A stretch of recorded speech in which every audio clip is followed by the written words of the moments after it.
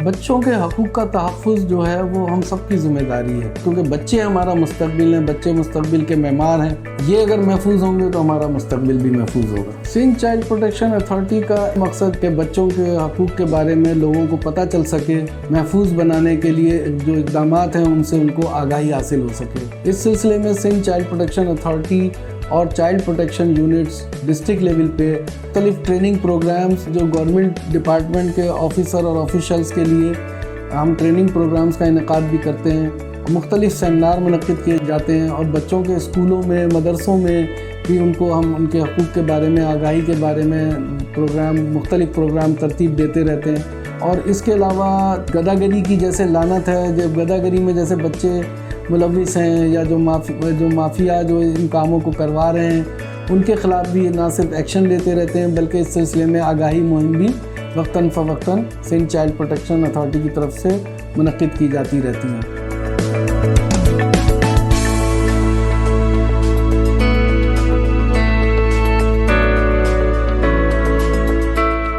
हम सब मिलकर अपने बच्चों के तहफ़्फ़ुज़ को यकीनी बना सकते हैं। इदारा तहफ़्फ़ुज़ अतफ़ाल उन बच्चों के लिए ख़ास तौर पर काम कर रहा है कि वो बच्चे जो कि बेयार मददगार हों, उनको रहने के लिए शेल्टर होम या एक आशियाने का क़याम और उनके साथ उनकी तालीम व तरबियत और हुनरमंदी, ताकि वो बच्चे हमारे बेहतर मुस्तक़बिल की ज़मानत बन सकें।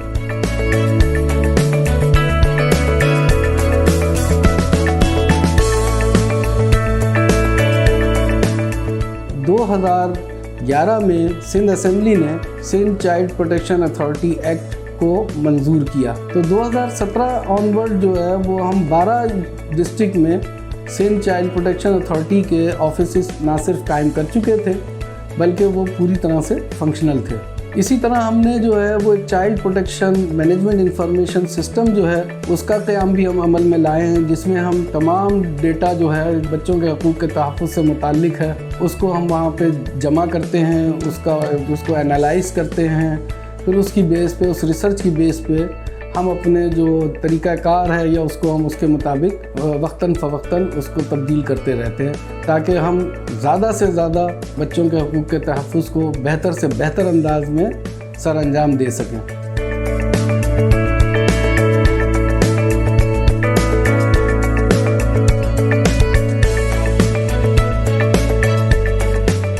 ने कम उम्र की शादी पे लॉ बनाया और हमने उन बच्चियों को और बच्चों को बचाने की कोशिश की जिनके माँ बाप कम उम्री में किसी भी वजह से उनकी शादी कर देते हैं। उसके साथ साथ हमने मज़दूर बच्चों के लिए काम किया कि ये एक जुर्म है कि कम उम्री में बच्चों को स्कूल जाना चाहिए, ना कि उनको मेहनत और मशक्क़त या मजदूरी करनी चाहिए। और जिन बच्चों के साथ भी ज़्यादती होती है उनको उस दायरे कार में लाया जाए जहाँ पर उनको हम इंसाफ फराहम कर सकें।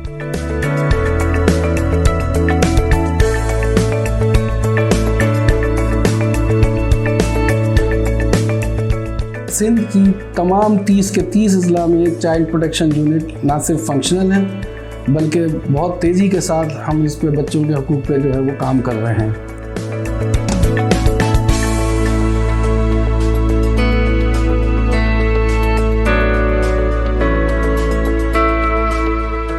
पूरे सिंध में हमारे पास इस वक्त 3 शेल्टर होम थे पहले से, जिसमें से एक बच्चियों का था जो कराची में है, एक हैदराबाद में और एक सक्खर में।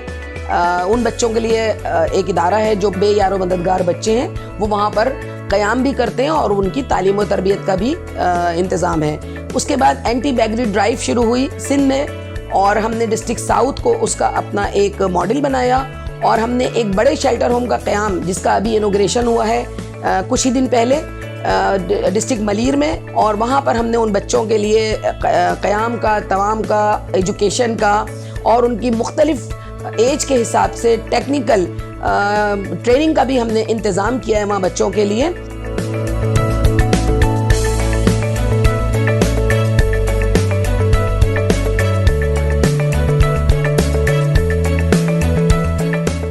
इसके साथ हमने ज़ैनब अलर्ट जो ऐप है CPLC की, उसके साथ भी हम कोऑर्डिनेशन में उनके साथ हम क्लोज लिएज़ॉन में काम कर रहे हैं। इसी तरह हमारी वेबसाइट है जहाँ पे हम तमाम गुमशुदा बच्चों का जो डेटा है वो वहाँ पे हम डालते हैं, और किसी भी सूरत में हमें इंफॉर्मेशन मिलने की सूरत में, इत्तला मिलने की सूरत में हम कोशिश करते हैं कि जल्द से जल्द बच्चे को जो है उसके वालिदैन से मिला दिया जाए।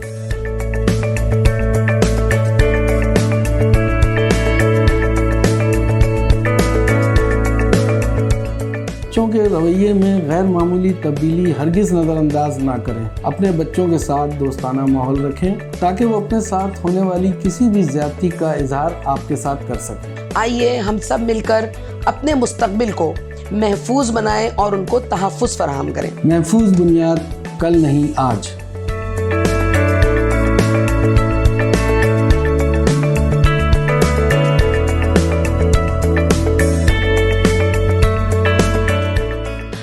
सिंध चाइल्ड हेल्पलाइन 1121 पूरे सिंध के 30 अजला को कवर कर रही है। हमारी ये सर्विस 24 घंटे ऑपरेशनल है 3 शिफ्टों में।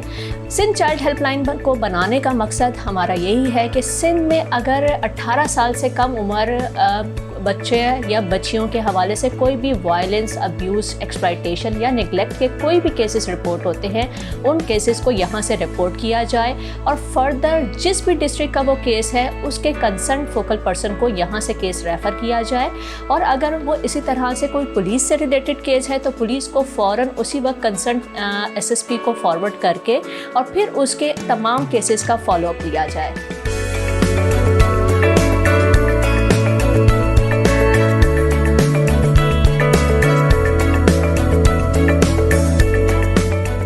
अगर यहाँ पर बात की जाए कोई भी आने वाली कॉल को यहाँ पर मैनुअली भी रजिस्टर किया जा रहा होता है। इसके अलावा हमारे पास child protection management information system मौजूद है जिसमें ऑनलाइन ये तमाम डेटाबेस कंसोलिडेटेड फॉर्म में, रिपोर्ट की फॉर्म में हमारे पास मैनेज होकर आ रहा होता है। इसके अलावा अगर हम यहाँ बात करें, हमारे पास पूरे जितने भी 24 घंटे आने वाली कॉल्स हैं उनका वॉइस रिकॉर्डिंग सिस्टम भी मौजूद होता है। ईच एंड एवरी कॉल्स को हम यहाँ से मॉनिटर और सुपरवाइज भी कर सकते हैं और मेक श्योर कर सकते हैं कि whether they are providing services correctly और नॉट।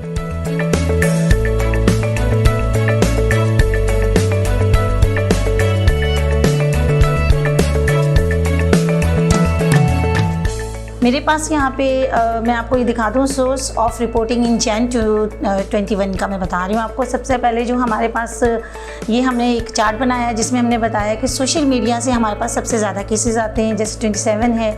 इसके अलावा मेन स्ट्रीम मीडिया के थ्रू भी हमारे पास केसेस आते हैं, उनकी तादाद भी ज़्यादा है।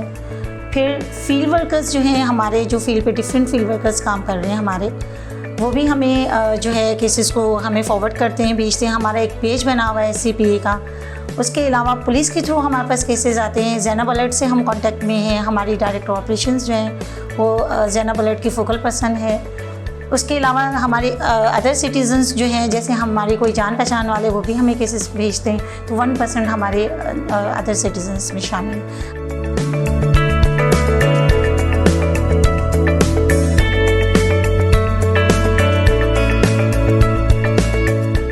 बेसिकली हमारा केस वर्कर के तौर पे जो काम है वो यहाँ पे 30 डिस्ट्रिक्ट से हमारे पास केसेस आते हैं। सोशल मीडिया के थ्रू, पुलिस के थ्रू, हमारी ज़ैनब अलर्ट ऐप के थ्रू हमें केसेस आते हैं। तो फिर हमारा काम ये होता है कि हम एक अपने रेफरेंस मेथड के थ्रू जो है वो कंसर्न CPOs को वो केसेस आगे रेफ़र करते हैं। जिसके बाद CPO का काम ये होता है कि जो विक्टिम की फैमिली होती है या जो विक्टिम होता है उसको मेडिकल लीगल एड प्रोवाइड करनी हो, ठीक है, उसकी FIR लॉन्च करवाने से लेके मतलब एंड तक प्रोसीजर, कल्प्रिट को अरेस्ट करवाने तक जो है वो CPO उनकी मदद करता है। जब तक वो केस क्लोज़ नहीं होता, हमारी उस पर जो है वो नज़र रहती है कि जब तक वो क्लोज़ नहीं हो जाता कम्प्लीटली तौर पे, बच्चा सोशली तौर पे रिकवर नहीं हो जाता, साइकोलॉजिकली अगर उसको कोई इफ़ेक्ट हुआ है तो हम उसको सारी एड प्रोवाइड करने के बाद उसके साथ कीप इन टच रहते हैं। जब जो हमारा ऑनगोइंग केस होता है उस पर हम केस स्टडीज़ करते हैं कि क्योंकि रिसर्च जो एक ऑनगोइंग प्रोसेस है। और हम लोग जो ईयरली रिपोर्ट्स बनाते हैं बेसिकली वो हर डिस्ट्रिक्ट की ग्राफिकली डेमोग्राफिक होती है, उसमें कि मिसिंग के केस कैसे हैं, सेक्सुअल अब्यूज़ के कौन से हैं, अर्ली चाइल्ड मैरिज के कितने, ये सारा डिस्ट्रिक्ट वाइज बनता है, जिसको फिर हम जो है एनालाइज करते हैं, फिर ओवरऑल सिंध का निकलता है वो।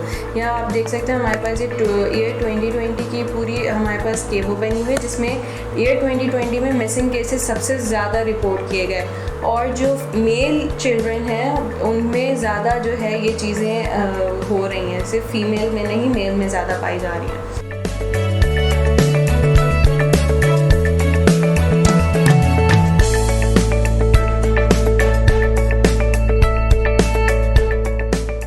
हमारे पास जो केसेस आते हैं वो प्रिंट मीडिया से भी आते हैं, सोशल मीडिया से, और हमारे पास 1121 जो हमारी हेल्पलाइन है उससे भी डायरेक्ट हमारे पास कॉल्स आती हैं, जिस पर कि हमारा रेफरल मैकेनिज़्म के तहत हमारे जो ऑफिसर्स हैं हम वहाँ पर वो केस जो है वो रेफ़र करते हैं और उसके ऊपर फ़ौरन वर्किंग शुरू हो जाती है। क्योंकि आमतौर पर ये होता है कि बेगर्स के पास उनके अपने बच्चे नहीं होते हैं, वो लिए हुए होते हैं, रेंट पर लेते हैं, कुछ किडनैप किए हुए होते हैं, तो उनका DNA टेस्ट ये तमाम चीज़ें हम लोग करवा रहे हैं ताकि उससे ये हो कि काफ़ी हद तक पता चल जाएगा जो हमारे मिसिंग बच्चे हैं उनके बारे में भी। और हमारे यहाँ जो बच्चे मिसिंग होते हैं वो हमें रीयूनिफाई हो जाते हैं, और जो नहीं होते हैं तो उनको फिर हम टेम्प्रेरी बेसिस पर, और बाज़ जिनका कोई भी नहीं होता उनको परमानेंट बेसिस पर अपने शेल्टर होम में रखते हैं। ये तमाम चीज़ें हैं जो कि हम पूरे सिंध में देख रहे हैं और कर रहे हैं, और इंशाअल्लाह इसकी बेहतरी के लिए मज़ीद काम होता रहेगा।